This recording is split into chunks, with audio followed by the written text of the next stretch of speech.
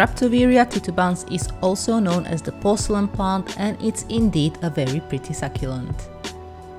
It is a hybrid and said to be a cross between Graptopetalum paraguayense and Echeveria derenbergii.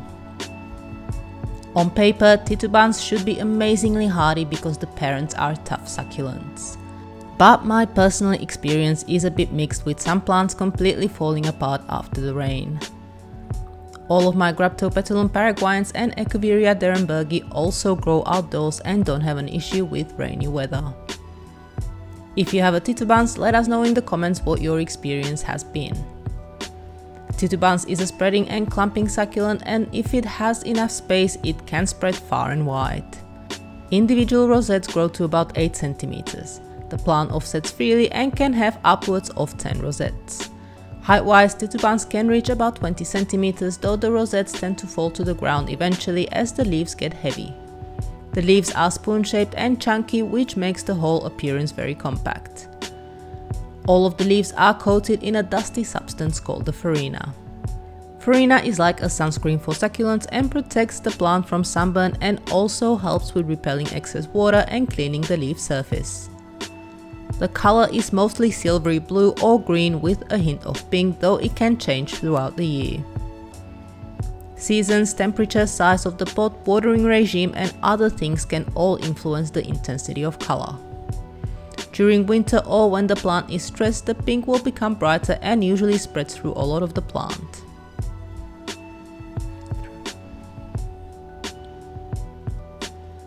This succulent will grow best outdoors in a bright sunny spot.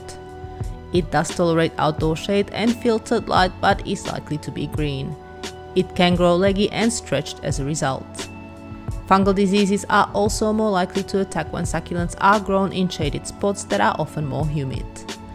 As I've mentioned before, Titubans seems to not be very keen on humidity and wet conditions and will be best off in a dry sunny spot. Personally, I would not recommend growing it indoors, as it's very likely it will not survive unless you have a big sunny window, a sunroom or plant growing lights. It should, however, tolerate overwintering and short stays indoors as long as it's kept in a super bright spot. It can be grown in pots outdoors as well as frost-free gardens. If grown in pots, repotting every year or so will ensure lots of offsets and a happy plant. It does tolerate being root-bound, but there may not be as many offsets, some of the bottom leaves are likely to die off and the plant may cease to grow. If you only get light frosts and no snow during winter, you can grow this succulent in the garden. Titubans is best grown in a spot where it can spread freely. It makes a great edging plant too and will droop over a border. When growing in the ground, you can help it establish by mixing any type of potting mix with the garden soil. The roots are quite thin and can find it difficult to break through hard dirt. By cultivating and mixing in a bit of potting mix, you'll add nutrients and improve the soil structure, making it easier for the plant to establish. When growing succulents in the garden, it's best to choose a slope, raised beds or a spot where water doesn't pool after the rain. In pots, Titubans will thrive on good quality succulent potting mix.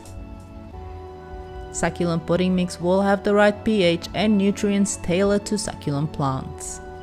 As we discussed earlier, when growing in the garden, it's best to cultivate the soil by mixing in a bit of potting mix. In my nursery, all succulents are grown outdoors and get rained on. Titubans is no exception, but as I mentioned at the beginning, sometimes it does not like wet weather. So to you, I would suggest either growing this succulent under cover or bringing it in when it rains too much. While in most cases the Titubans in my nursery do tolerate prolonged rain and heavy downpours, some do fall apart as the leaves swell from too much water.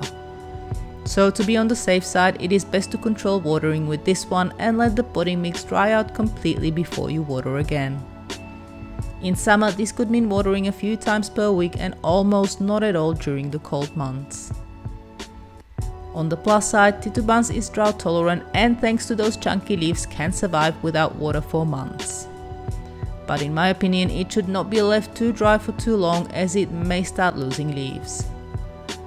Temperature wise, it will tolerate heat well over 40 degrees Celsius, though it should be moved out of the sun once it gets this hot. If exposed to direct sun during extreme heat waves, the leaves can suffer sunburn and the plant could die, especially when planted in dark colored pots. Titubans is not very frost hardy. It can get frostburns and even die when temperatures drop a few degrees below the freezing point for too long. It should tolerate temperatures down to about -2 degrees Celsius, but it's best to not expose it to frost at all. If you only get occasional frost, use frost cloth to protect your succulents. During deeper frost or snow, bring this plant indoors for the duration.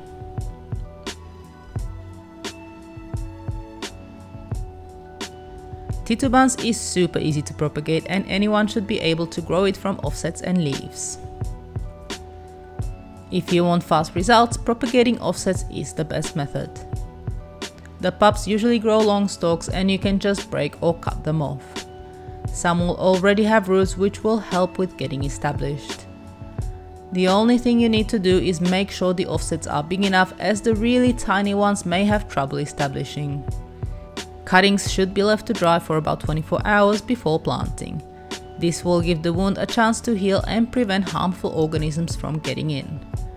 Once the wound is dry, they can then be planted in pots filled with succulent potting mix and transplanted into the garden or a bigger pot once enough roots develop.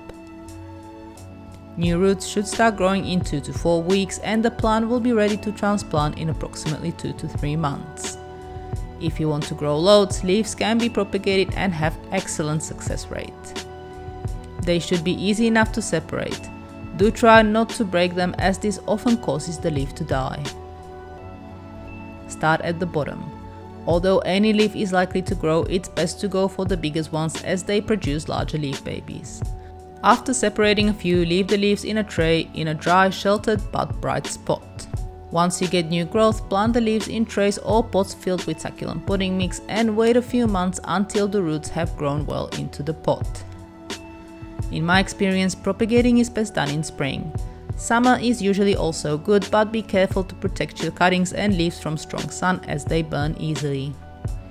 In climates where autumn and winter are mild, you can also propagate cuttings at the beginning of autumn. Personally, I stop propagating leaves by early to mid-summer so the plant has a chance to develop before winter. Leaves that are not yet developed are also more prone to dying if exposed to direct hot summer sun.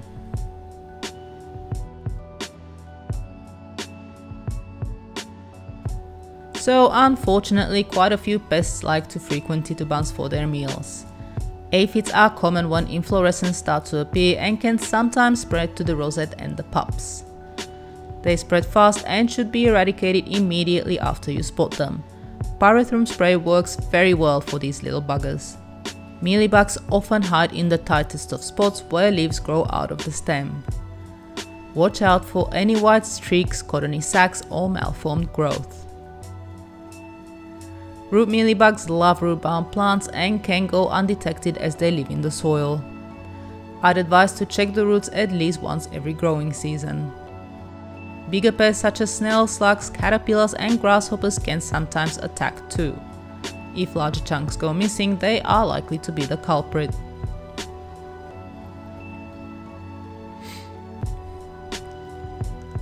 The inflorescence on this plant is very pretty and typical of Graptoveria. They grow from the main stem and rise above the foliage. About 16 pink, orange and yellow flowers can grow out of one flower stalk. Titubans usually flower throughout the winter and spring, but this can depend on your location.